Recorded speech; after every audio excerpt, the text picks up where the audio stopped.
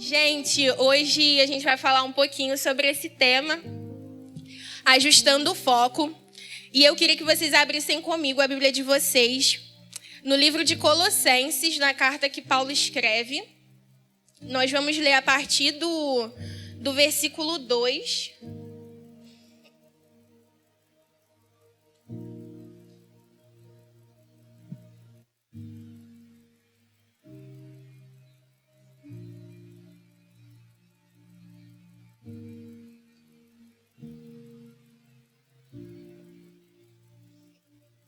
Colossenses, capítulo 2.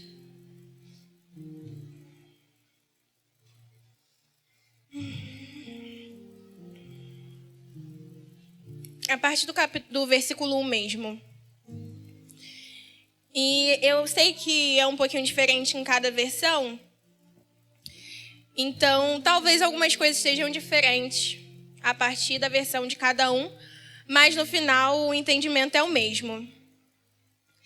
Então, o texto ele diz assim, Colossenses capítulo 2, verso 1.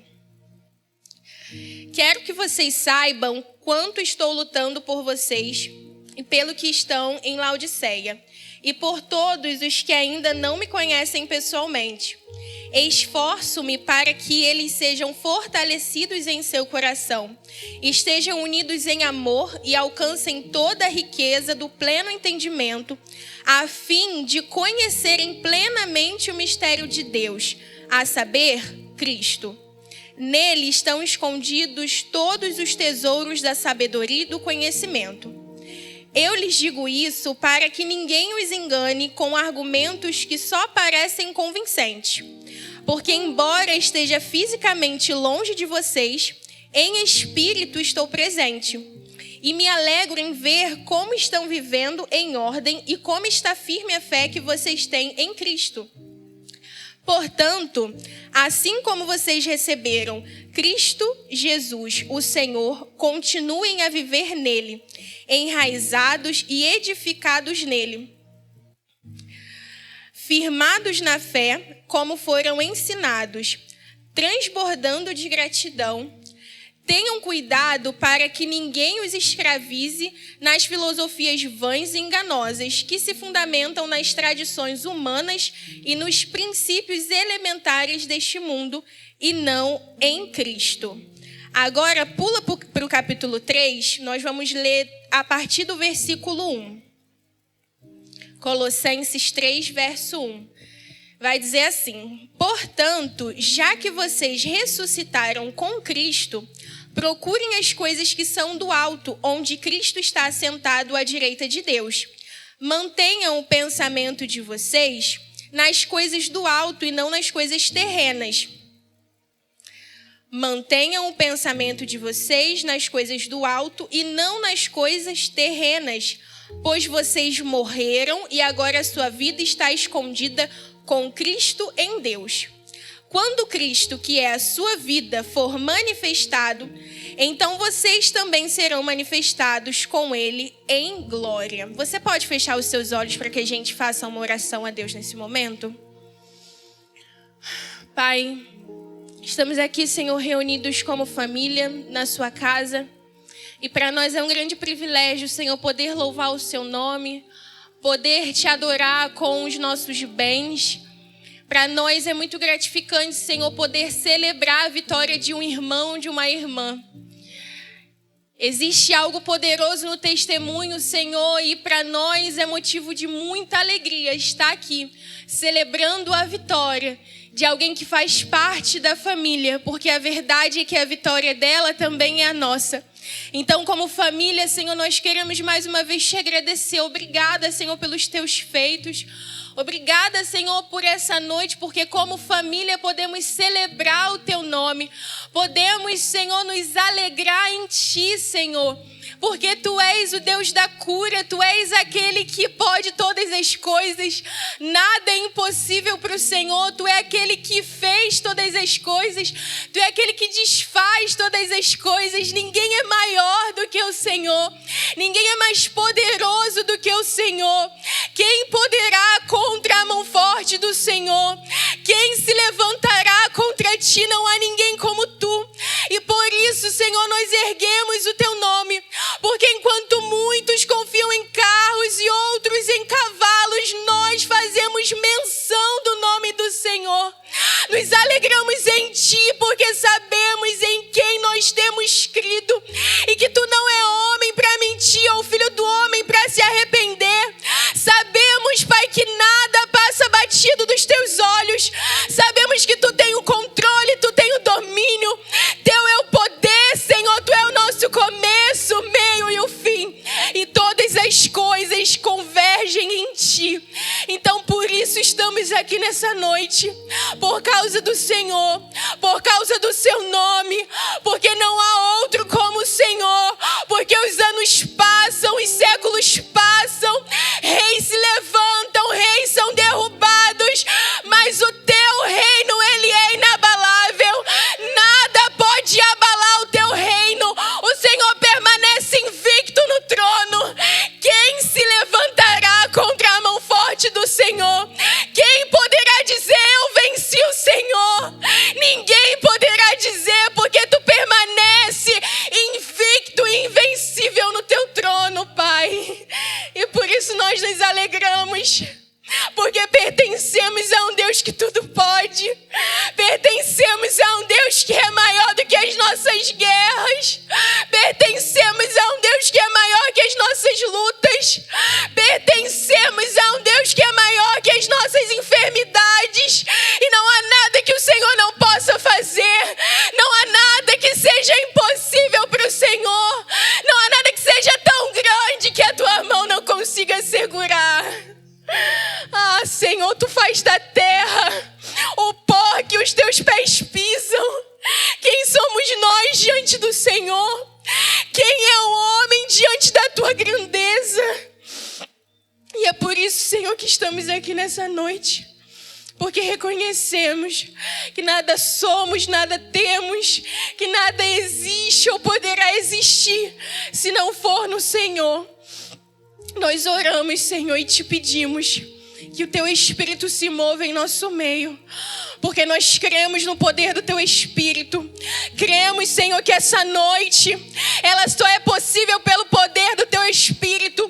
Cremos que aquilo que o Senhor vai fazer e operar ainda nessa noite, Senhor, só é possível pelo poder do teu Espírito.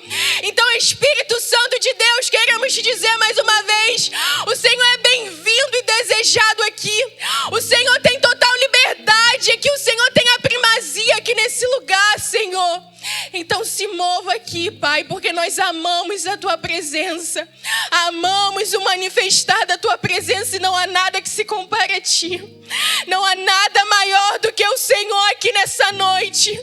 Tudo é para a glória do teu nome, então seja adorado aqui.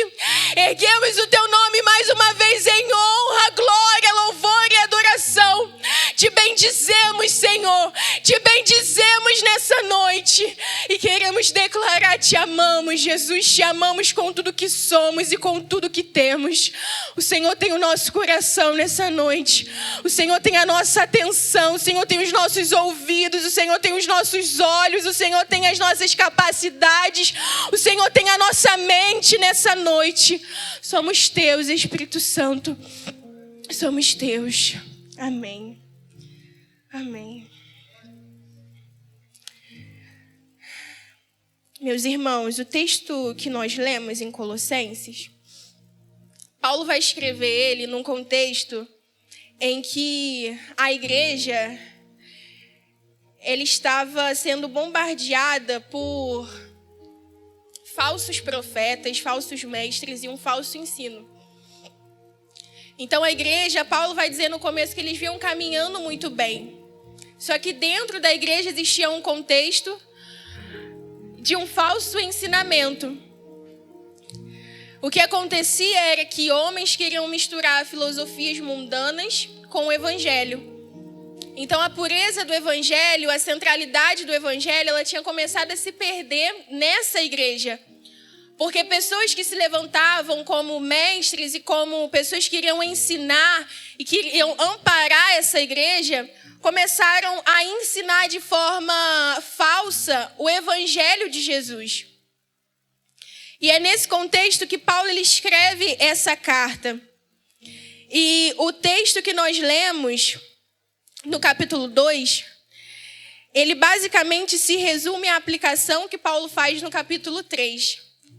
Então, Paulo, ele está dizendo, vocês sabem quem vocês são e eu me alegro por quem vocês são em Jesus. Vocês são uma igreja que de fato estão firmadas em Deus. Só que, em contraponto, homens estão tentando desvirtuar a razão da fé de vocês. Então, essa igreja ela estava caminhando para um bom lugar. Só que Paulo vem para ajustar o foco deles, assim como Deus quer fazer conosco nessa noite. Não é que a igreja ela estava perdida em si. Ela estava caminhando bem. Só que Paulo percebe a necessidade de adverti-los a respeito dessas filosofias que tentam entrar na igreja e adentrar no evangelho de Cristo e tirar de Jesus a centralidade do evangelho. Então, Paulo começa a adverti-los assim como nós lemos.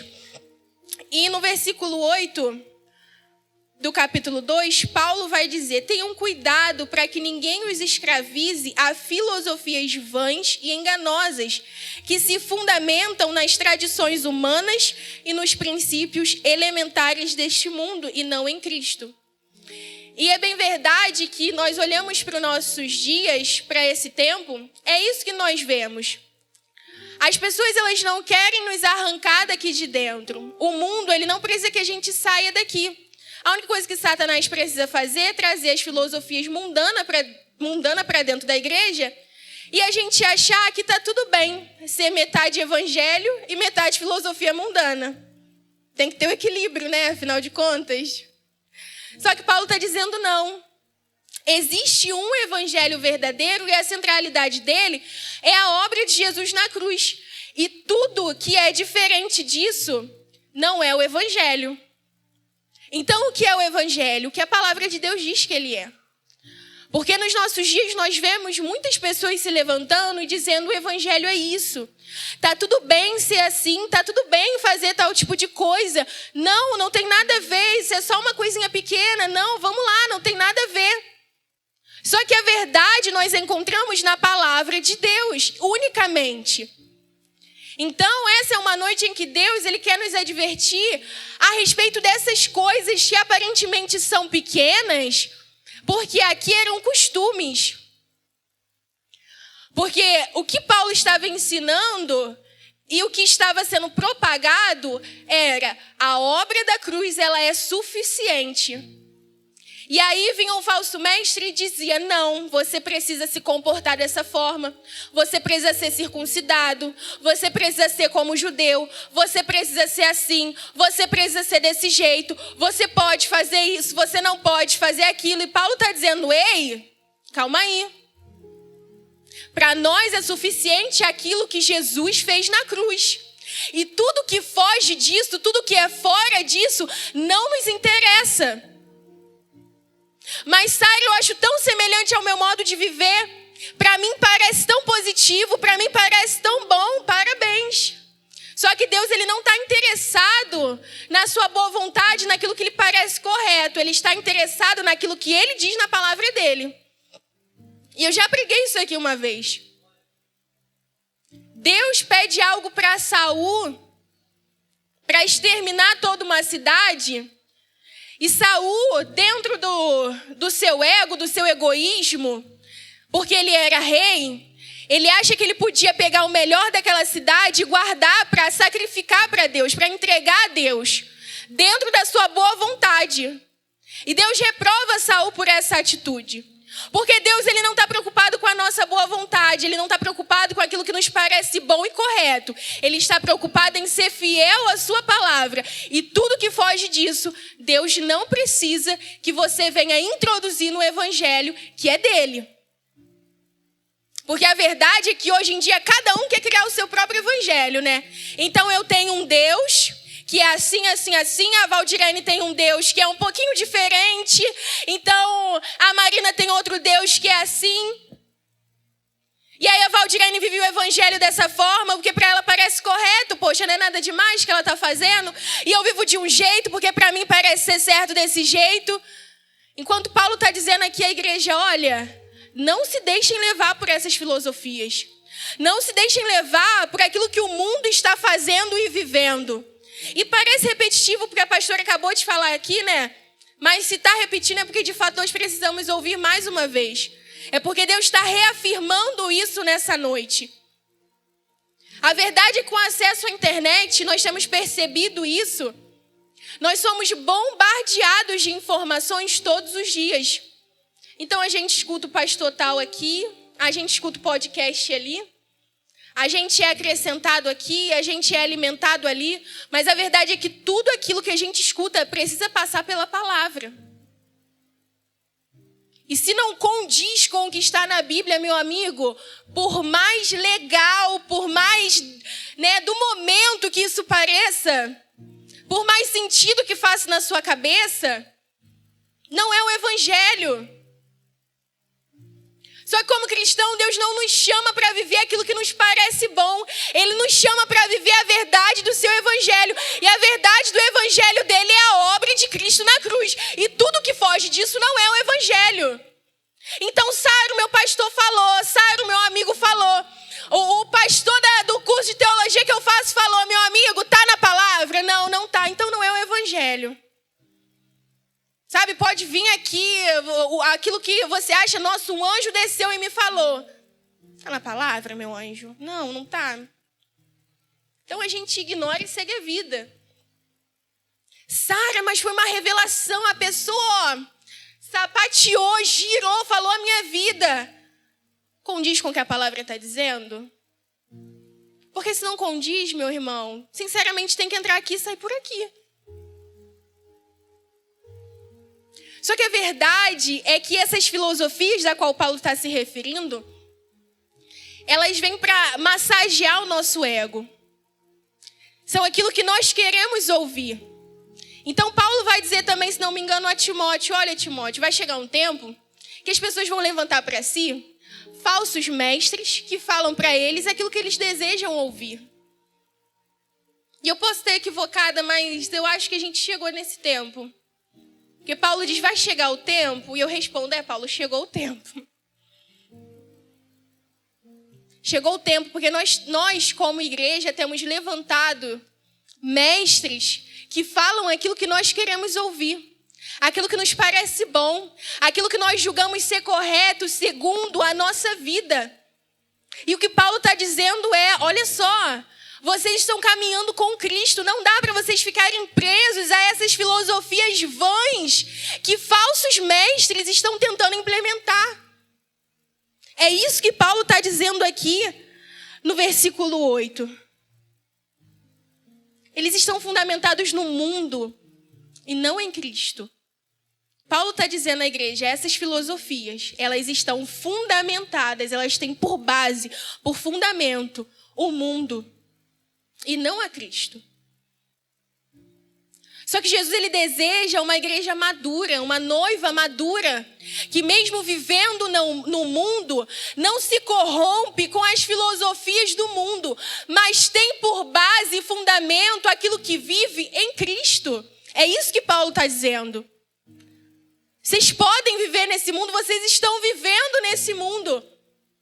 Mas a base e o fundamento daquilo que vocês vivem precisa ser a obra de Cristo na cruz. Só que a gente acha que o que Jesus fez na cruz foi só para trazer salvação para a gente. Então eu fui salvo, levantei a mão, aceitei Jesus. E naquele grande dia, aí eu vou puxar essa carta da manga e vou utilizar. Pá, Jesus morreu na cruz, estou salvo. Irmão, Jesus morreu na cruz para que todos os dias a gente seja lavado, para que todos os dias a gente seja remido, para que todos os dias a gente morra um pouquinho e que ele viva um pouquinho a mais na gente. É isso que Paulo vai dizer. Vocês estão sendo aperfeiçoados até o dia de Cristo Jesus. Então é algo contínuo, todos os dias. E Paulo está dizendo, a base daquilo que vocês vivem diariamente precisa ser o evangelho. Não dá para ser imaturo ao ponto de querer trazer o mundo para caminhar ao lado daquilo que é o evangelho de Jesus. E aí você pode dizer, Sara, mas e as pessoas lá fora? Sim, nós vamos lá para resgatar essas pessoas. E não para dizer para elas, olha, a forma mundana como você vive pode se adequar dentro da igreja. Porque a gente não quer perder a pessoa, porque a gente não quer machucar a pessoa, porque a gente não quer que o evangelho venha ferir essa pessoa. Mas a verdade é que Paulo está nos dizendo, não dá, não tem como a gente misturar as filosofias mundanas com aquilo que é o evangelho. E Sara, o que isso tem a ver com ajustar o nosso foco? No capítulo 3, Paulo ele basicamente vai trazer de uma forma prática aquilo que ele diz no capítulo 2.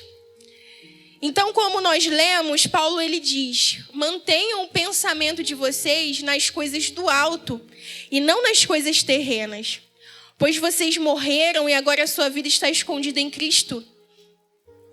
Quando Cristo, que é a sua vida, for manifestado, então vocês também serão manifestados com Ele em glória. Então procurem as coisas que são do alto, onde Cristo está assentado à direita de Deus. E quando nós falamos sobre ajustar o foco, é olhar para a vida da forma como Cristo, que está assentado à direita de Deus, olha, e não como o mundo olha. Conversando com algumas pessoas ao longo do mês passado e desse mês, com algumas pessoas, o Felipe, a Eliza, o Mike e a Jéssica. A gente tem percebido que a forma como nós queremos fazer é a forma como que o mundo faz. Então, como eu educo os meus filhos? Como o mundo educa? O que eu digo para os meus filhos que é importante? Aquilo que o mundo está dizendo que é importante. Então, por qual motivação de eu acordar todos os dias para ir trabalhar? A mesma motivação do mundo. Para que eu estou criando os meus filhos? Para aquilo que o mundo está criando. E nós temos percebido pessoas sem propósito, sem direção e sem fundamento na vida. Porque olham para as coisas, olham para essa vida da mesma forma que o mundo enxerga. Só que nessa noite, Deus ele nos faz um convite para olhar como Ele que está sentado ao lado de Deus, olha as coisas e pensar nas coisas que são do alto. Porque a verdade é que o céu tem um modo de fazer que não é o nosso modo. O céu tem um modo de fazer que não é o modo que a terra faz. Então a gente quer bombardear a nossa mente de informações, de conteúdo e de coisas assim como o mundo faz, e acha que a nossa atitude de segunda a sexta vai ser diferente da que o mundo tem. Só que deixa eu te contar uma coisa, não vai. Se a forma como você enxerga a vida é a mesma forma que o mundo enxerga, então o seu comportamento vai ser igual ao comportamento do mundo. E é por isso que Paulo ele faz esse convite. Ele fala, olha, a única forma de vocês não se contaminarem com essas filosofias mundanas é vocês tirar o foco de vocês daquilo que o mundo está fazendo, enxergando e produzindo, se assentar com Deus nas regiões celestiais, pensar nas coisas do alto, entender qual é a forma de Deus para fazer as coisas, qual é a forma que o céu se move e assim se mover semelhantemente. E a gente olha para a sociedade, a gente vê uma sociedade egoísta, uma sociedade doente, uma sociedade ansiosa, uma sociedade depressiva, uma sociedade com crise de pânico, e a gente não sabe por quê. E eu não estou aqui para desmerecer o trabalho dos psicólogos, até porque futuramente também vai ser a minha área de atuação. Então eu entendo e respeito a necessidade de um profissional. Só que a verdade é que não tem como eu ter o meu foco nessa terra, nesse mundo, e achar que eu não vou viver como esse mundo está vivendo. Então não tem como eu só olhar o que a internet me diz, que é guerra, que é prostituição, que é morte, que é desespero, e achar que a minha semana ela vai ser tranquila, que a minha mente vai estar tranquila. Porque eu estou bombardeando a minha mente com essas informações. O meu foco está nas coisas dessa terra. Então, quando eu entendo que eu preciso ter o meu foco nas coisas que são do alto, eu começo a pensar como ele pensa. Porque a verdade é que, quando a criança ela é pequena, uma das perguntas que a gente mais faz e escuta é: o que você vai ser quando você crescer?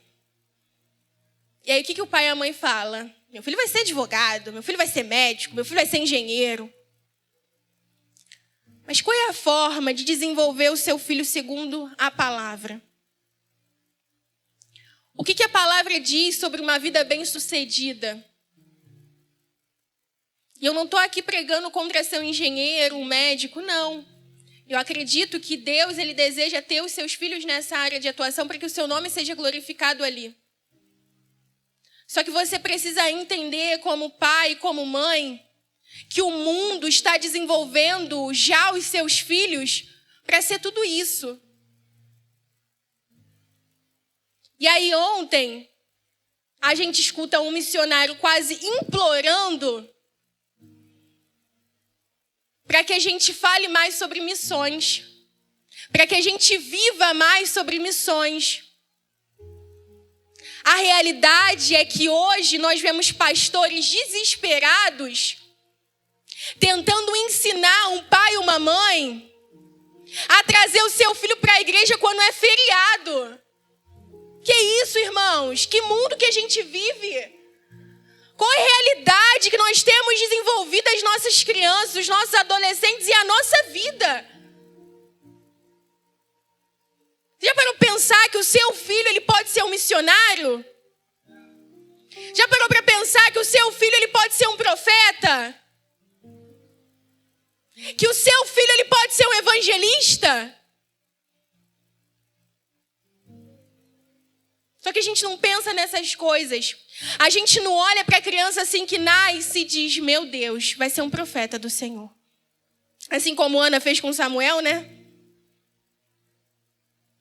A gente não teria coragem de entregar um filho para o sacerdócio, como Ana fez, sem que antes ele se torne um bom profissional na área. Não, eu até amo o Senhor, eu até quero tocar aqui, eu até, nossa, quero ir pelo mundo sim, pregar o evangelho, uhul, vamos lá. Só que antes, eu quero me formar, antes eu quero ter um bom trabalho, antes eu quero ter a minha casa própria, antes eu quero ter o meu carro, antes eu quero ter a minha empresa estruturada. E a nossa visão, o nosso foco está aqui, ó, nas coisas da terra, nas coisas da terra. E a gente escuta, como escutou ontem, um homem de Deus quase que implorando, dizendo: tirem o foco de vocês das coisas dessa terra e pensem nas coisas que são do alto. Esse é o chamado de Deus nessa noite. Ajusta o seu foco para parar de olhar para as coisas que são perecíveis nessa terra, que com o tempo passam, e começa a ajustar o teu foco para aquilo que é eterno, para aquilo que não vai passar. Esse é o convite de Deus para nós nessa noite. Sabe? Quantos adolescentes, quantos jovens, quantos adultos sem propósito de vida. E afundados na ansiedade, na depressão, porque não sabem quem são, porque não têm uma identidade, porque não têm um senso de propósito. Porque o pai e a mãe só ficam: você tem que estudar, porque você tem que ser alguém na vida, porque você tem que ter dinheiro, porque você tem que sair dessa pobreza, você tem que sair desse bairro. Irmãos, vamos lá. Por favor. Qual a geração que nós temos construído? E eu tenho pensado muito nisso, na próxima geração. Como temos impactado a geração futura? Como nós temos tratado essas crianças que estão aqui do lado? Como nós temos olhado para nós e enxergado o nosso propósito de vida? Como nós temos acordado segunda-feira e entendido para que nós vivemos? Ou você acha que você só acorda de segunda a sexta para trabalhar, colocar comida dentro de casa, assistir um futebol, assistir uma novela, fazer tua unha, cortar teu cabelo, vir pro culto, irmão, e depois dormir de novo? Que vida miserável é essa que a gente acha que a gente foi criado para ter? Que falta de relacionamento com a palavra que nós temos hoje em dia para não entender para que fomos criados. Irmãos, um dos textos que eu mais gosto é ver o desenvolvimento de Josué no deserto. Porque Alex, Josué no deserto se desenvolveu, ele não tinha riqueza, ele não tinha roupa do ano, era a mesma roupa desde sempre que ia crescendo. E eu imagino Josué, pai, eu quero uma roupa nova. E o pai tá lá, tá, na volta a gente compra, vamos. Pai, eu quero uma comida diferente. E a mãe botando um tempero lá, alguma coisa para tentar. E Josué, ele cresce, ele se desenvolve sabendo quem é o Deus de Israel. E ele se torna sucessor de Moisés. Então perceba que não são as coisas da terra que vão influenciar quem os nossos filhos, nossas crianças e nós iremos nos tornar e somos. Os pais de Josué, eles tinham o entendimento que deles era a responsabilidade de contar a outra geração quem era o Deus deles e assim não permitir que quem Deus é se perdesse pelo caminho. Ah, não é o David.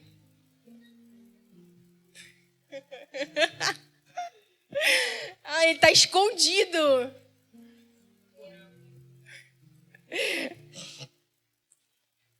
Então Josué, ele não tinha nada disso. Os pais de Josué, eles não estavam preocupados em dar a melhor roupa, em colocar no melhor colégio. Eles não estavam preocupados em dar o celular do ano, porque eles sabiam que essas coisas iam perecer com o tempo. Mas eles diziam, Josué precisa saber quem é o nosso Deus. Mas a gente está no deserto, está difícil, é dificuldade. Josué precisa saber quem é o nosso Deus. E Josué cresce sabendo quem é o Deus de Israel. E isso faz Josué quem ele se torna. Aquele que leva o povo de Deus a entrar na terra prometida. Então entenda, irmãos. A sua visão, ela precisa estar ajustada, o seu foco precisa estar ajustado naquilo que é do céu. Como a Bíblia me diz que eu devo desenvolver e educar o meu filho? É ensinando quem Deus é? Então é isso que eu vou fazer.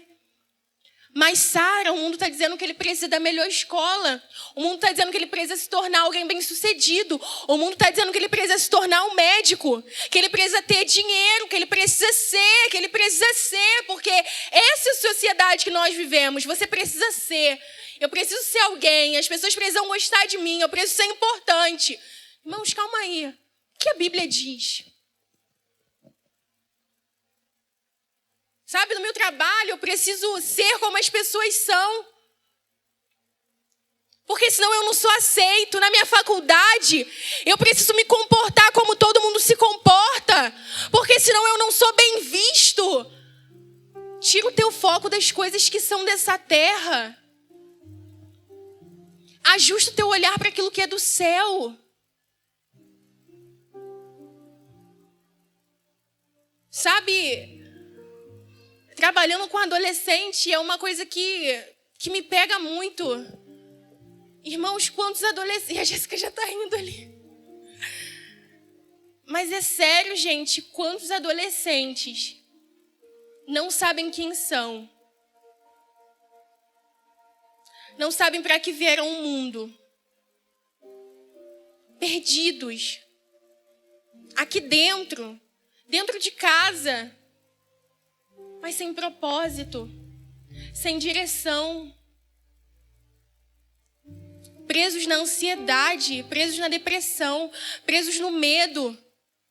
Quantas pessoas que nós vemos que tem 10 anos de igreja, de crente, mas ainda não sabe qual é o teu propósito. Fulano, tu pode orar aqui por cura. Eu não sei orar. Irmão, que isso? Que isso? A Jéssica ri, mas gente, pra mim é algo muito sério. Porque a gente vai vivendo e a gente vai se adequando àquilo que Paulo diz que é o padrão desse mundo. E a gente não renova a nossa mente. Quando, na verdade, tudo começa aqui. Sabe de uma coisa? A ansiedade, a depressão, ela começa aqui. Mas o viver a partir do Evangelho de Jesus também começa aqui. Então, mais uma vez eu digo, não estou aqui pregando contra os profissionais da área da saúde mental, não é isso. Mas se a tua mente ela pode ser bombardeada de ansiedade, de depressão, de pânico, ela também pode ser bombardeada com o Evangelho. E é isso que Paulo está dizendo. Não se amoldem aos padrões desse mundo, mas renovem a mente de vocês pelo poder da palavra. E a gente não sabe quem a gente é porque a gente não lê a palavra. As crianças não sabem qual o propósito de vida delas porque os pais não ensinam a palavra. Então a gente vê adolescentes afundados na ansiedade porque os pais não ensinam a palavra. Porque a palavra vai me dizer, lance sobre ele toda a vossa ansiedade. Então a gente vê as pessoas afundadas na depressão e na crise de pânico porque não sabem que o perfeito amor lança fora todo medo. Eu não estou inventando, isso é a palavra.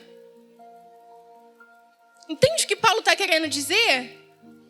E o que Deus está dizendo para nós nessa noite? Ajusta o teu foco. Para que essa semana, quando você acordar e for levar teu filho para a escola, o teu pensamento não seja como o do mundo e você não pense, nossa, graças a Deus, vou ter agora, 4 horas de paz. Porque essa é a verdade. Leva a criança para a escola pensando, meu Deus, vou largar lá e agora eu vou ter paz na minha vida. Não, irmão, leva teu filho para a escola intercedendo por ele, falando, meu filho ele tem um senso de propósito e mesmo dentro dessa escola, mesmo em meio a uma sociedade corrompida, ele sabe quem ele é, ele sabe quem é o Deus dele. O meu filho vai fazer a diferença dentro daquela escola. Acorda o teu filho amanhã de manhã declarando para ele quem ele é, dizendo, você é filho de Deus, você é amado, você foi comprado por um alto preço. Se seu filho e sua filha não sabem quem é, porque você não tem falado para ele.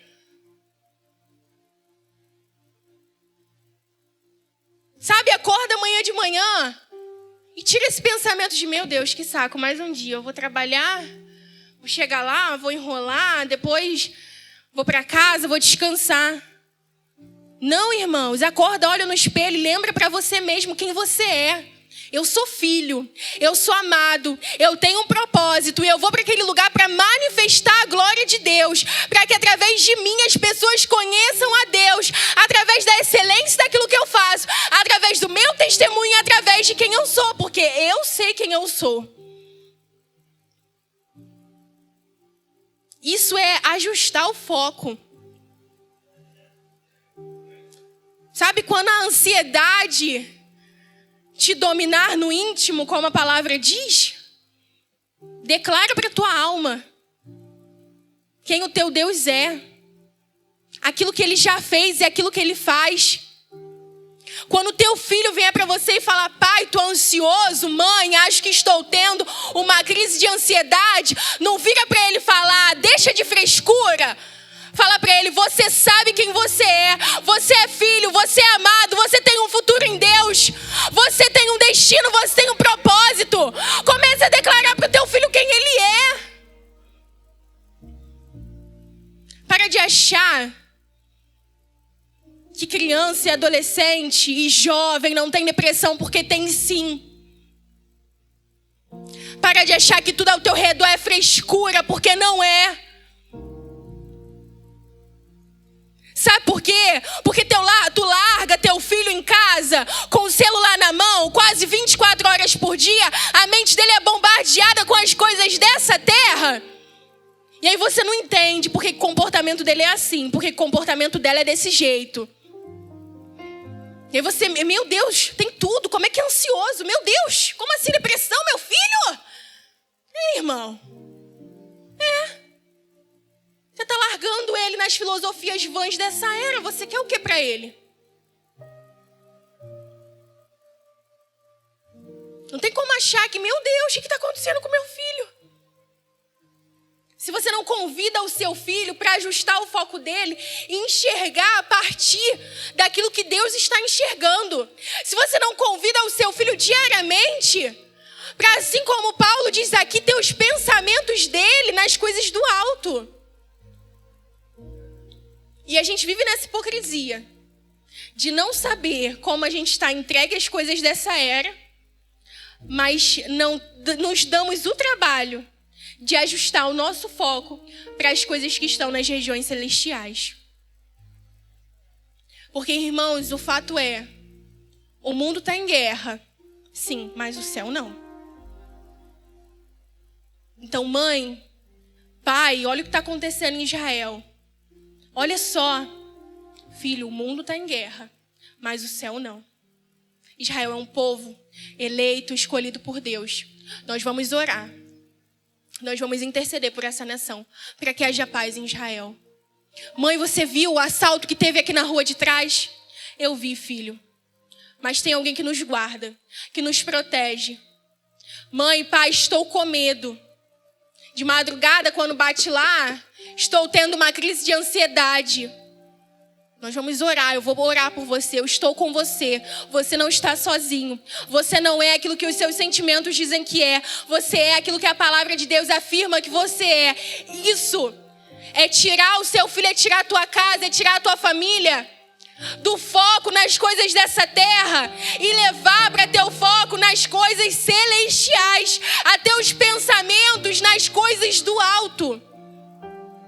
Esse é o convite de Paulo nessa noite.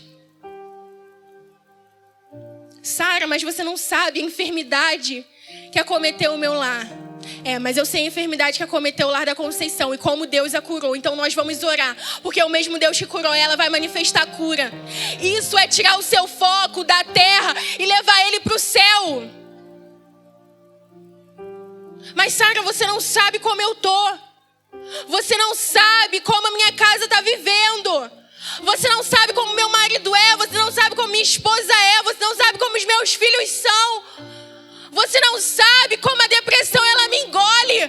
Como a ansiedade tem dominado o meu íntimo. Não sei realmente. Mas de uma coisa eu sei. O Deus que pode todas as coisas está nos convidando nessa noite a tirar o nosso foco daquilo que é terreno e levar o nosso foco para aquilo que é do céu. Porque no céu, meu amigo, não existe ansiedade. No céu não existe depressão. No céu não existe crise de pânico. No céu não existe enfermidade. No céu não existe divórcio. No céu não existe casamento destruído.